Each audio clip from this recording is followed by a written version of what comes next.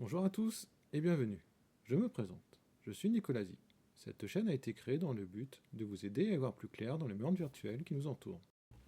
Voyons ce que le chef nous a réservé pour aujourd'hui. Le 11 a été mon dernier Windows. Nous allons estimer un niveau de difficulté à ce thème. C'est un sujet plutôt léger et les termes employés devraient être connus par la majorité d'entre vous. Donc nous allons lui attribuer une salade simple. Faisons un peu de terminologie, histoire que nous nous comprendrons par la suite. Un système d'exploitation et son acronyme SE se dit Operating System et OS en anglais. Ne soyez pas surpris de m'entendre parler d'OS par la suite. Maintenant, nous allons décrire à quoi sert un système d'exploitation. Quel rôle joue-t-il dans nos appareils numériques? Et pourquoi il est aussi important?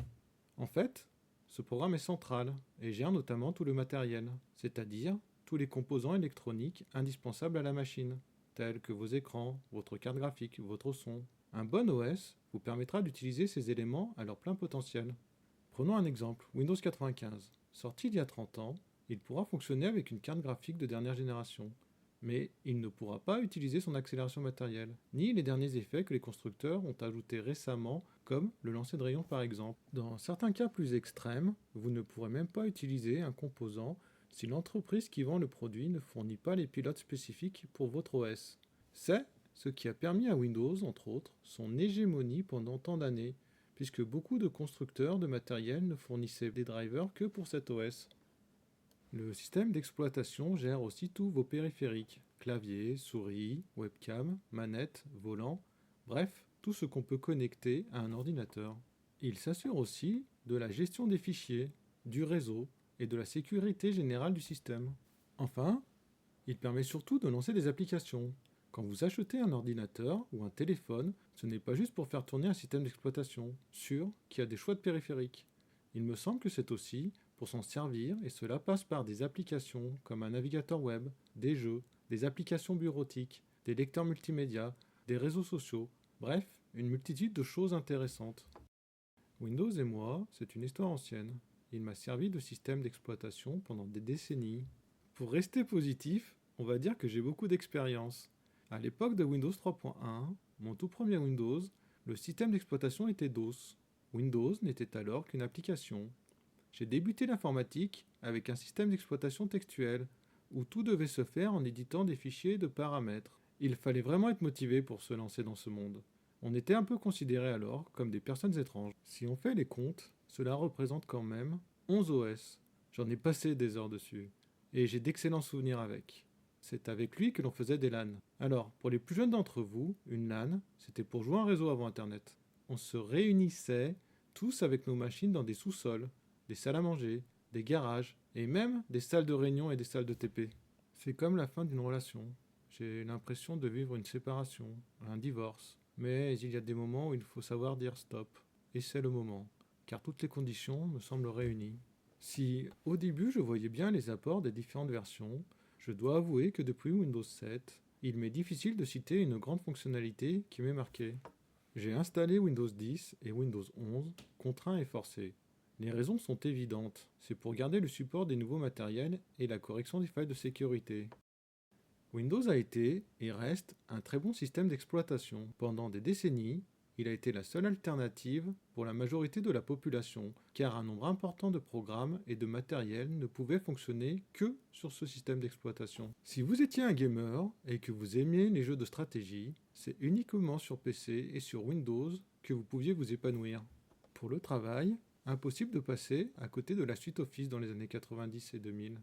Enfin, le dernier point, c'était le système d'exploitation le plus accessible sur PC. Il faut être objectif. Unix et Linux n'étaient pas à la hauteur. Je mets volontairement macOS de côté, puisqu'à cette époque, les architectures entre PC et Mac étaient trop différentes. Impossible de faire tourner macOS sur PC sans émulateur et vice-versa. Côté sécurité, Windows a toujours été un peu en retrait par rapport à ses concurrents. Mais, en même temps, en étant ultra majoritaire, il était la cible privilégiée. Côté rétrocompatibilité, Microsoft a toujours fait le minimum. Cela n'a jamais été son point fort. Il a toujours été dans l'ADN de Microsoft de privilégier les utilisateurs qui ont un pouvoir d'achat élevé. Rien d'alarmant ni d'étonnant, on pourrait dire de même pour Apple, de certains éditeurs de jeux et tellement d'autres marques. À partir de 2010, les choses ont commencé à changer. Cela coïncide avec la maturité de Windows. Il faut dire qu'à ce moment-là, le monde informatique a commencé à se stabiliser. Il n'y avait plus de nouvelles révolutions matérielles ou logicielles tous les 6 mois. Cela a laissé plus de temps aux ingénieurs des systèmes d'exploitation de se concentrer sur la stabilité des systèmes, ainsi que de leur sécurité. Depuis, les innovations et les changements d'architecture de Windows ont été mis en pause jusqu'à aujourd'hui. Pour faire un peu de marketing, le temps était venu pour Microsoft de tirer à fond des profits de ce produit de type vache à lait. Cette stagnation technologique a permis aux concurrents de Windows de rattraper leur retard dans bien des domaines. Au niveau matériel et des périphériques, les constructeurs ont commencé eux aussi à sortir les drivers ou pilotes pour d'autres systèmes d'exploitation. Et petit à petit, ce qui faisait la force de Windows a commencé à s'effriter. Aujourd'hui, la majorité des matériels fonctionnent sur tous les OS et il existe des alternatives viables pour chaque produit phare de Windows sur les autres plateformes. Avec sa stratégie de vente de logiciels par licence, Microsoft se devait de sortir des nouvelles versions de Windows. De plus, pour son image de marque et pour les fans, il était inconcevable de laisser penser que Windows n'évoluait plus. C'est comme cela que les versions 10 et 11 ont vu le jour. C'est plus un remaniement de l'interface que de nouvelles versions en tant que telles. Pour moi, le résultat est décevant. Je dirais que ces choix ont été catastrophiques. Windows est plus gourmand et changer des options tient dorénavant du parcours du combattant.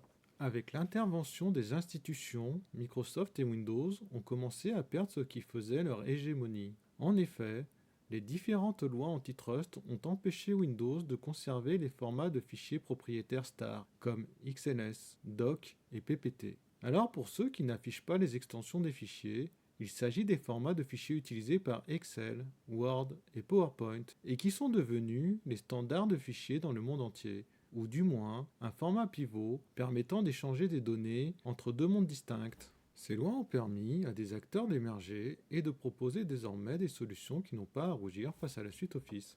Objectivement, le seul endroit où Windows conserve encore un avantage, c'est sur les jeux, puisque ceux-ci tournent tous nativement sur ce système d'exploitation. Cet avantage n'est plus aussi net qu'avant, car sur certains OS, même avec des émulateurs, vous obtenez quasiment les mêmes performances que sur Windows. C'est possible car ces OS sont de base moins gourmands en ressources que Windows. La baisse de puissance due à l'émulateur est gommée parce que Windows consomme plus de puissance à vide que ses concurrents. Outre le fait que Microsoft ait volontairement enlevé le solitaire, FreeCell et le démineur de son offre de base depuis quelques années, certains aspects qui faisaient sa force sont devenus des points préoccupants pour moi.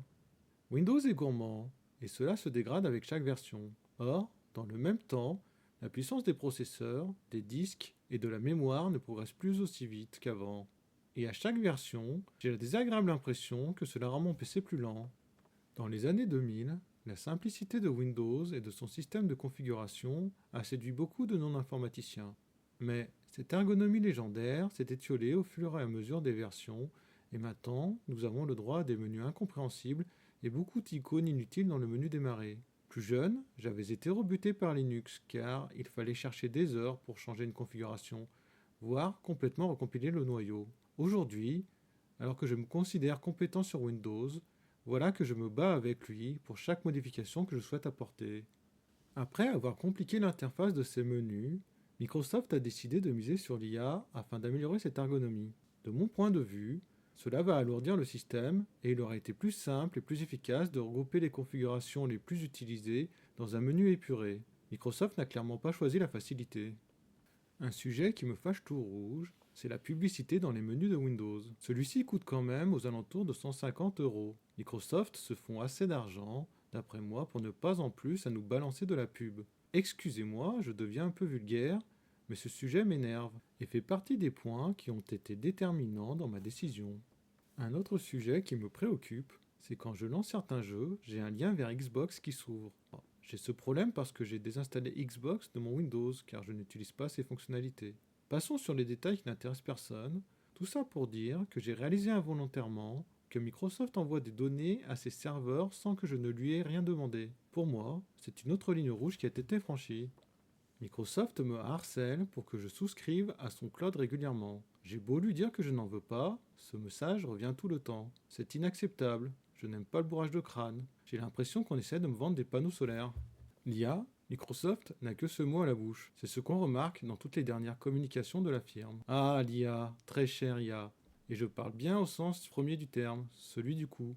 L'IA est très chère, tant au point de vue du portefeuille que du point de vue du surplus de ressources que cela va engendrer dans le système d'exploitation. Sans compter son impact écologique. L'IA n'est pas une mauvaise chose en soi. Vous pouvez faire plein de bonnes choses avec, mais je ne vois pas l'intérêt de le mettre dans un OS. Pour ma part, je recherche un OS discret, fiable et performant, et je ne veux pas d'une usine à gaz, chère, et qui consomme toutes les ressources du système et de la planète. C'est le point qui a pesé le plus dans la balance pour ma décision.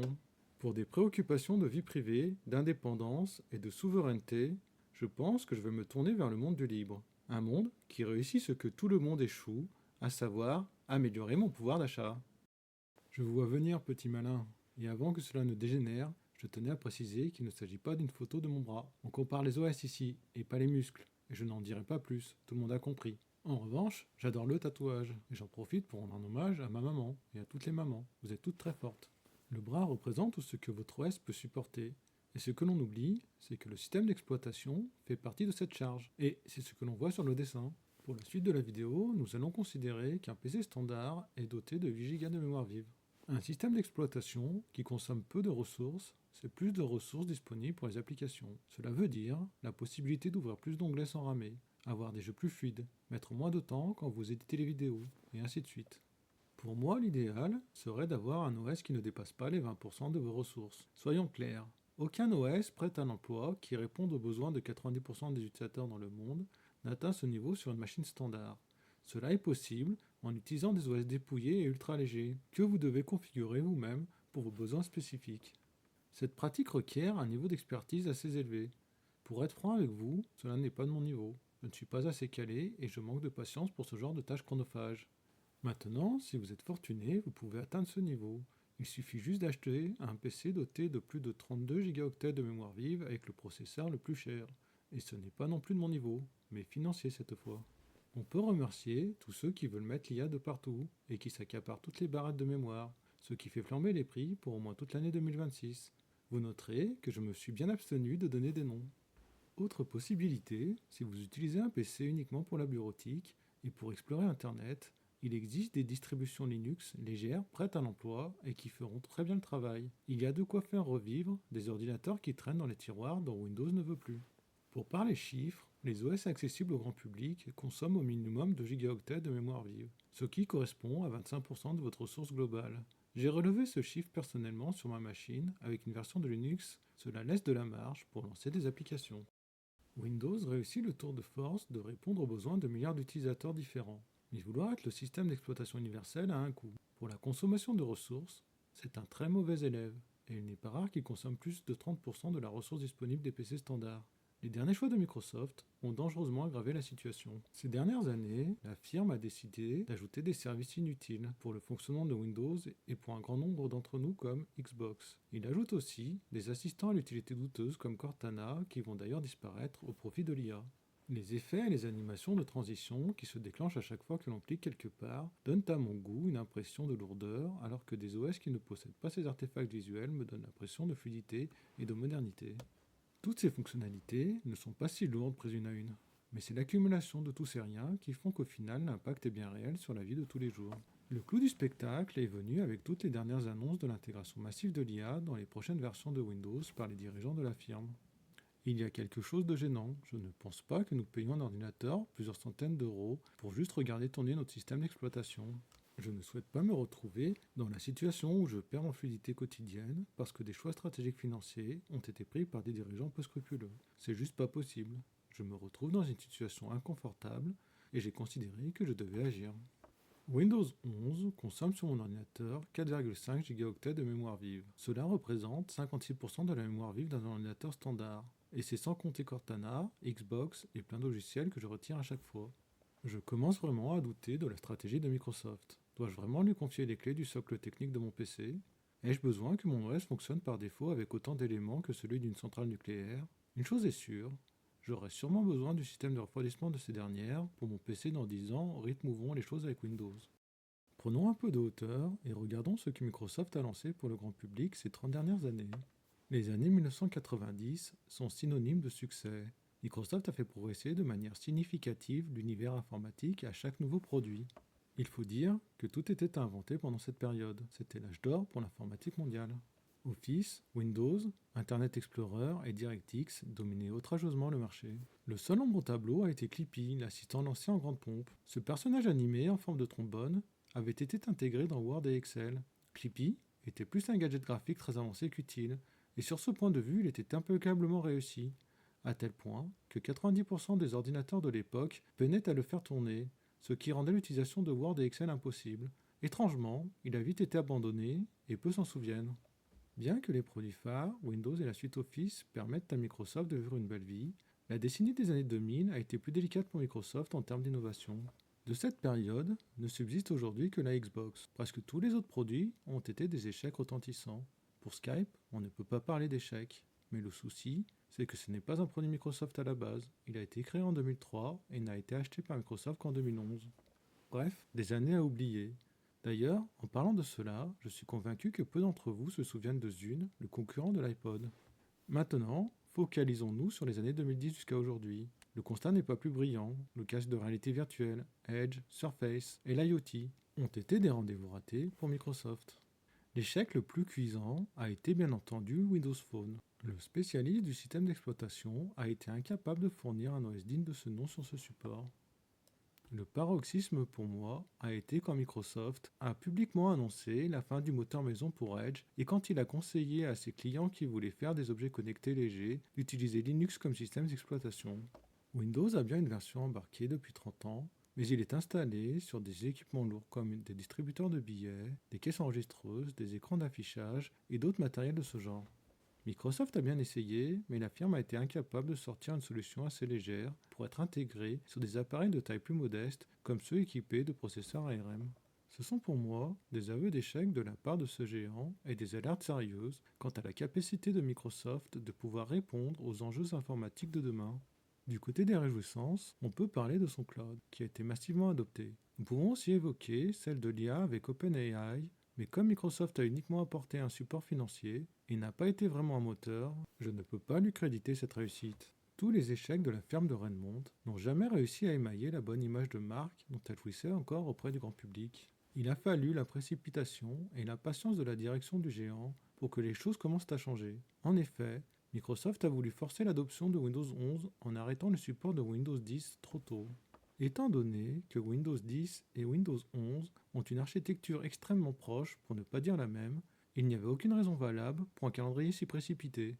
Le résultat est là. Aucune autre version de Windows précédente n'a montré un taux d'adoption et de conversion aussi rapide, mais à quel prix? Je ne pense pas que tendre le bras des gens soit une bonne façon de procéder à long terme. En tout cas, ils ont perdu le pari avec moi. On peut dire que c'est grâce à cette stratégie que vous avez cette vidéo. Nous sommes nombreux à leur en tenir rigueur, car un grand nombre de machines incompatibles avec Windows 11, mais suffisamment véloces pour être utilisées au quotidien, s'est retrouvé depuis novembre sans mise à jour de sécurité. En conclusion, Microsoft a bien changé, et les pionniers qui ont fait sa légende ont tous disparu. Les nouveaux acteurs, en charge de Microsoft, ont une vision plus axée sur la rentabilité et moins sur l'innovation. Cela dit, ce n'est pas propre à Microsoft, et on peut faire le même constat avec beaucoup d'entreprises qui ont perdu leurs dirigeants historiques. Je vais vous expliquer maintenant pourquoi je considère que Windows n'est plus fait pour moi, et ce n'est pas le produit en lui-même qui me gêne, c'est la stratégie de Microsoft. Windows est et reste un excellent OS. Nous avons déjà parlé du scandale de Windows 11 et du matériel spécifique qu'il faut posséder pour pouvoir le lancer. Un point stratégique justifié par la sécurité qui ne me convainc pas. Il existe des OS sécurisés qui n'ont pas besoin de plus de matériel. D'après moi, Microsoft veut de plus en plus d'argent. Et ils ont compris qu'ils en feraient plus en proposant une stratégie financière basée sur les abonnements. La suite Office a déjà fait la migration vers ce système tarifaire. Je suis convaincu que Windows sera le prochain. D'ailleurs, certaines options de produits qui n'ont pas encore d'abonnement forcé ne sont disponibles que par abonnement. C'est le cas pour la coédition de documents avec Office. Ou si on veut jouer en réseau avec ses amis, on doit payer Microsoft. J'ai déjà pas beaucoup d'amis, alors si en plus je dois les faire payer Microsoft pour les garder, je ne vais pas m'en sortir. De plus, devoir mettre un compte email pour installer un ordinateur m'agace. C'est pas grave en soi, mais cela s'ajoute à tout le reste et fait grimper l'addition. Pour tout vous dire, c'est l'avenir qui m'effraie. L'intégration de l'IA dans Windows. Pourquoi croyez-vous que les dirigeants poussent autant cette technologie?